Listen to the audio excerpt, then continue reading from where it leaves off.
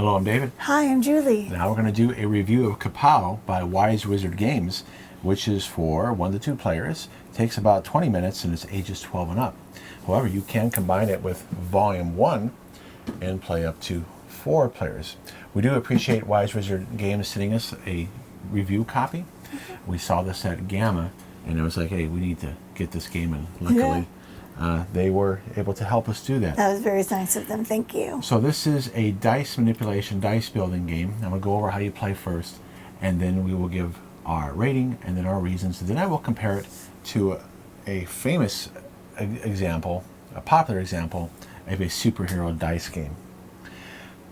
So you have these reference boards here. Now we have them, this would normally be up as a screen between each player to hide before you select how you're going to use your dice. So you'll be rolling behind this screen here with the dice that your villain or hero has. But we have it laid down like this, and you'll see when we do the how play and playthrough, we're not looking at each other's boards. We put our dice on these areas of things we can do. Now each character has their own card here of extra abilities. So this is a generic. You can play just with generic villains and heroes. Everybody would have the same abilities, and then it would change based on who you select. So there are, in the retailer version, I guess this kickstarted and we didn't notice it, there are 3 heroes and 3 villains. So the purple are villains and the yellow are heroes.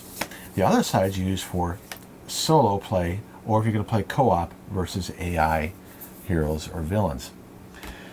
So you see here on the side that how much health you get, and you keep track here, and that's the game. The object is to reduce the health of your opponent.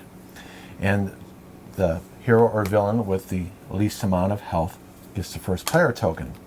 So I would be first, and I get a red, a yellow, a green, a blue, and a action die that has sides you can add. So this is where you can manipulate the faces of the dice by adding to it. So I have blanks on 5 of the sides, and this is a wild.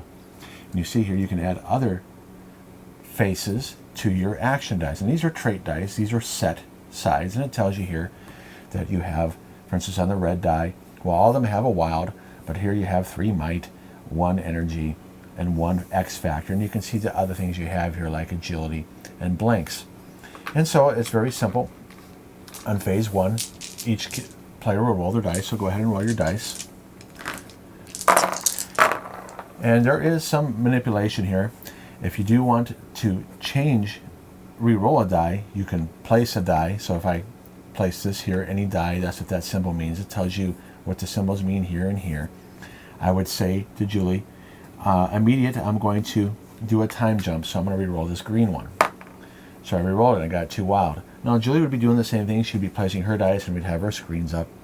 And I could, for instance, put this here and do an extra attack. But instead, I'm going to make her lose defense. Go ahead and place your dice, honey. And I'll do this one. I'll make them... See right here, I can only place action dice. So I can just go out, all out attack, and then I could, over here, for instance, get another face, or this is, we're going to do an attack, then compare our defense, and then we'll have a power-up, and after power-up, so there's different phases. So right now we're just assigning our dice. And there's different things, of course, we can choose. I could, for instance, do this, and go like that, or I can instead just do that, and try to get another die over here. Notice I'm using a wild here for energy. So Julie's placing her dice, and notice I used a character ability and she used a character ability. I'm first because I'm the first player token, so my attack goes first. Now this is important because if I manage to reduce all of Julie's health before she gets to use any power-ups or after power-ups or things that are mentioned here, she loses. Even though she might have placed something over here to heal or an ability here to heal, if I knock her down to 0, she doesn't get to use that ability. That's why it's important to go first sometimes. So I take a look at my attack here. This means I can only select one of these. Here I can select any amount of kickers I want, which are pluses to this base value, and here I can do 1 multiplier. That's what that 1 means. And it's the same thing for defense. So that's important to remember, that even if I had the dice here, I can't do plus a 1, a 4, and a 6. I can only select one of these. I can do as many of these kickers as I want, the +2, the +3, and +6. So if I had enough dice, because you'll be acquiring dice, I could get a base 6, +6, 12, and for instance, a kicker here, which adds another 4, that'd be 16 times 2. I could do 32 damage if I had enough dice. Okay, so right now, I let Julie know that I'm doing 1 damage to her. And what's your defense? 2. 2, because she's doing a 1 here, and she added a kicker here, 2. However, I did this shock and awe from my villain. My opponent loses 4 defense. So even though she did 2 here, it's 2 minus 4, so it makes it 0. You can't go negative. So her defense doesn't help her. She'll take 1 damage, and she would mark it right here. Now, what do you get for selecting that one? Defense kicker and gain a non-wild face. So she can get any one of these right here. Even though she doesn't have an action die yet, she can still store it. So she gets it. That's a non-wild face. That's a wild face. So she'd put it off to the side here, and she can eventually, when she gets an action die, she can add it. So I did my attack. Now Julie does her attack. 4. 4. And I didn't do any defense. So I'm going to take 4 damage. So I'm down to 18. And then before we do power up and after power up, we determine who's going to be the first player, get the first player token. Whoever used the most defense will get it. So Julie will be the first player token. And so she's going to do her power ups first. She didn't do any, is this a power up? Yeah, after power up. So she didn't do any power ups. So I do my power up. I gain a trait die. So let's say I take another red. I add that to my pool. Julie didn't do any power-ups, but now we do after power-ups, which is right here. I didn't do any after power-ups, but she did. What did you get for an after power-up? If your opponent gained any dice or faces during power-up, gain 3 non-wild faces. Okay, so you get 3 non-wild faces. Go ahead. Here's the thing, though. She doesn't have an action die yet. One of these. So she would have to, on her next roll, hopefully she's going to be able to, 3. Right here, she's going to want to get an X factor and a agility, or use her wilds to try to get an action die. So right now she has all these faces, but no die to put them on. And so you keep on going back and forth like this until one person wins. So that's how you play. Let's take a look at our rating now. So I said a 9. Very much enjoyed playing. And what did you say, honey? 8. An 8. I would enjoy playing it, and I would suggest it. Right. So let's take a look at why I rated it a 9, which is rare for me to do that with a game that I'm shocked. We played it 8 times, and I played it with our 2 boys. So it's a positive that it's a hero-themed skirmish game with non-collectible dice, building, and manipulation. So that's the key thing here, that it's non-collectible. We're going to compare it to here in a moment at the end of this video to Dice Masters. There's a reason why I only have 2 boxes of this, because I'm not a fan of collectible dice games. So that's the most direct comparison. The fact that I can play this without having to spend hundreds of dollars to get really cool the best dice. That's a very much a big positive. I don't even think they even make Dice Masters anymore. So it plays fast. It's easy to teach. It does take less than 20 minutes.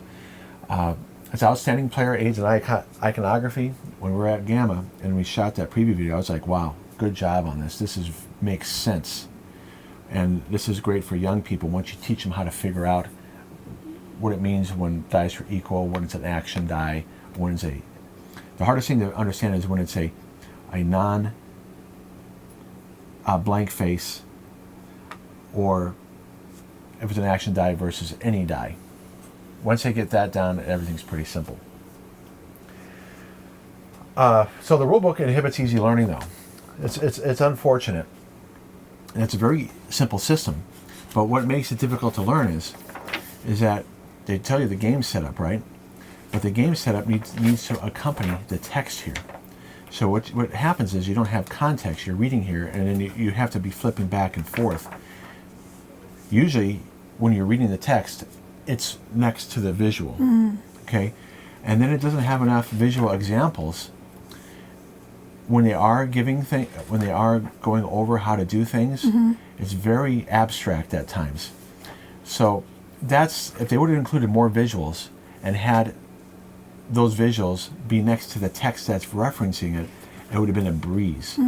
So that's unfortunate. So like for instance, the play example here, it doesn't help you the way it should. Whereas when they explain here how to assign dice placement for the solo rules, it gives you a step-by-step. It needed to show that.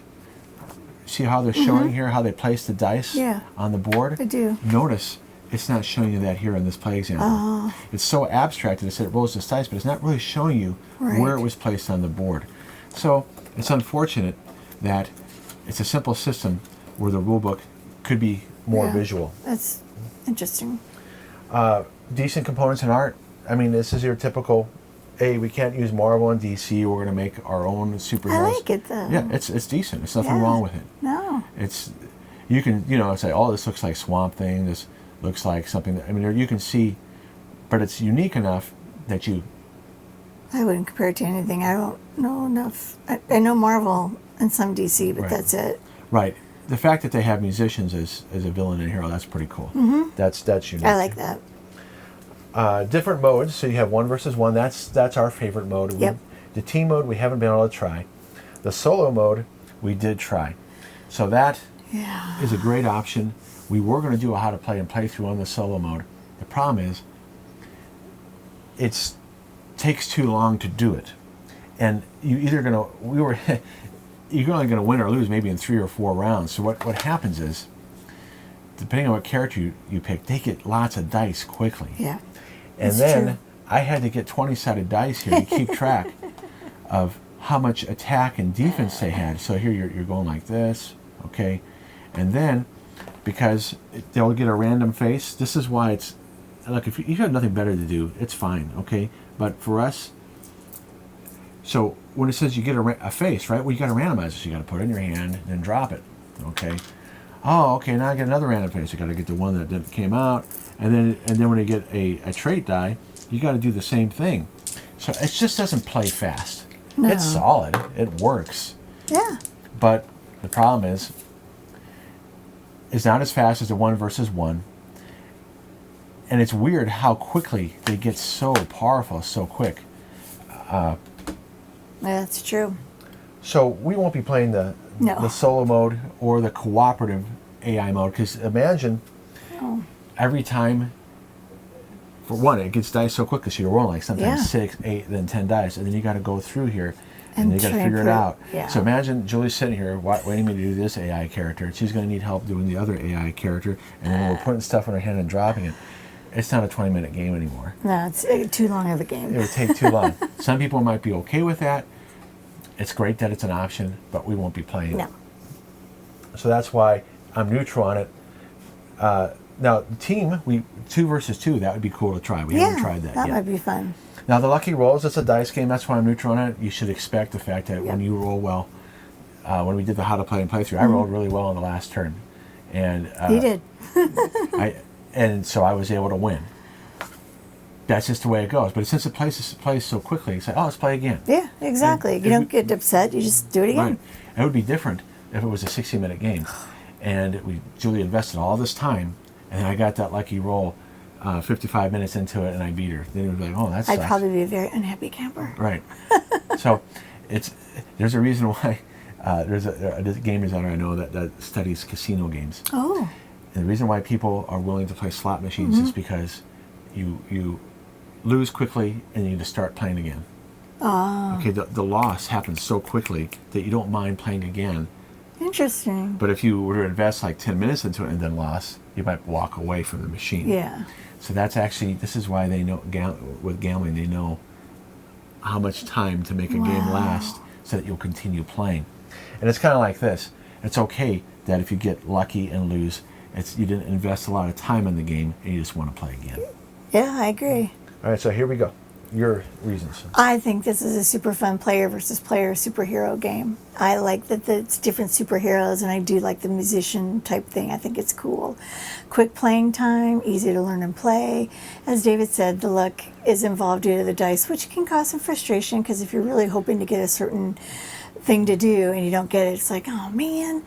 And again, many options to play, solo, co-op, player versus player. So pretty much everything he said, just in mom's plain. Well, we agree on it. Remember, we come Yeah. up with those reasons separately. Now let's compare it.